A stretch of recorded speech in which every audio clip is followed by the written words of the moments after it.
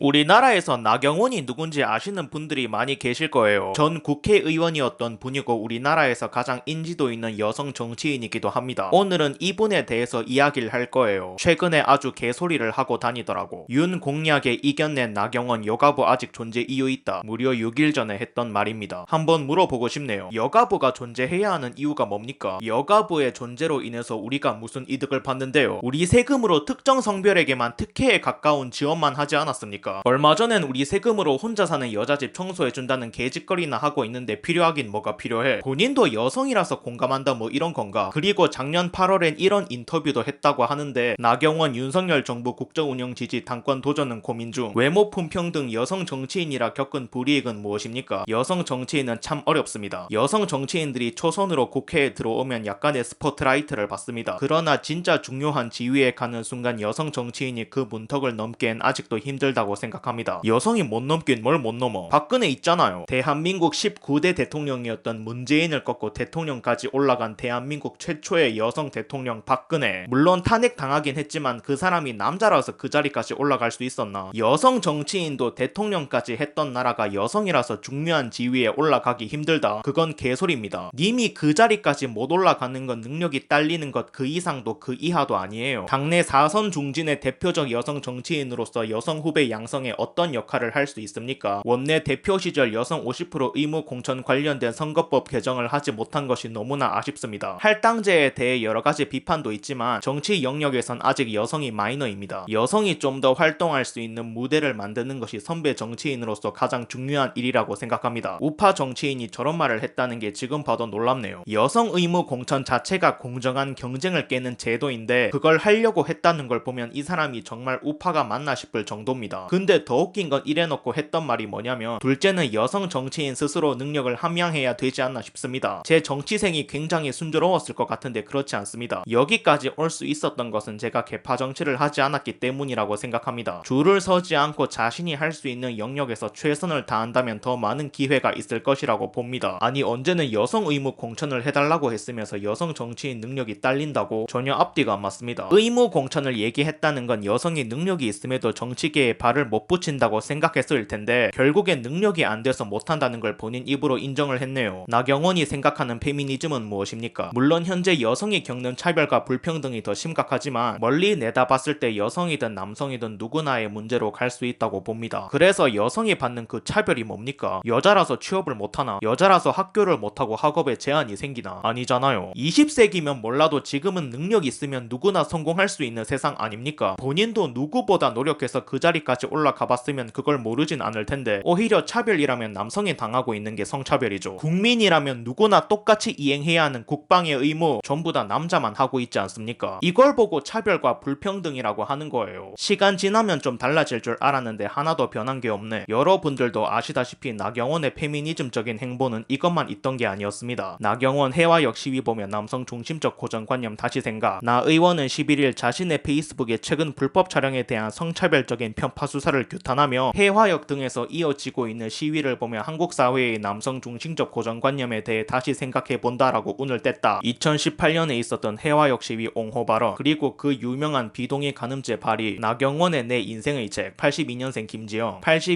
김지영 옹호 발언 등등 오래 전부터 자신의 페미니즘 성향을 마음껏 뽐내왔죠. 아무튼 그렇습니다. 그럼 저한테 이런 질문을 하겠죠. 왜 갑자기 나경원 이야기를 하냐? 제가 왜 하냐고요. 이번에 나경원이 국민의힘 당대표 후보로 출마한다고 하니까 근데 더 어이없는 건 이 사람 지지율이 26.9%예요. 당내에서 지지율 2등입니다. 물론 1등과 6% 차이 나지만 결코 안심할 수 있을 만큼의 격차는 아니죠. 만약 잘못해서 나경원이 당대표가 된다. 그러면 국민의힘은 그 즉시 민주당과 다를 바 없는 페미니즘 정당이 되는 건 물론이고 여가부 폐지는 물 건너 갈 뿐만이 아니라 앞에서 나경원이 말했던 여성의원 할당제 그리고 비동의 가늠죄가 통과될 수도 있습니다. 다음 총선 그냥 물 건너 가는 겁니다. 반드시 나경원이 되는 것만큼은 막아야 합니다. 결론입니다. 차라리 이 인간이 낫다. 그래도 이 사람은 페미한테만큼은 누구보다 강단 있는데